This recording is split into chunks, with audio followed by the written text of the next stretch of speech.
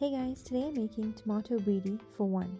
In a pot on high heat, add in your oil, followed by your cinnamon stick and onion. Allow the onion to fry till golden brown.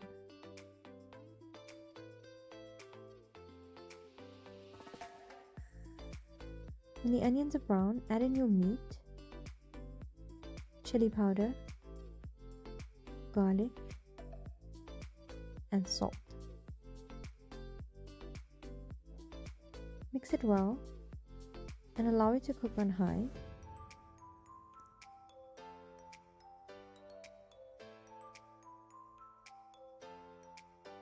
Add in some water and cook covered for about 30 minutes till the meat softens. After about 30 minutes, when the meat is soft, add in your tomato puree, sugar, and potatoes. Mix it well and allow it to cook till the potatoes are soft.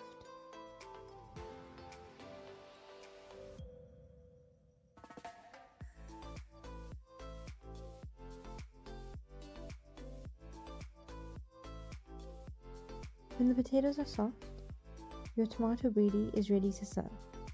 Serve with some rice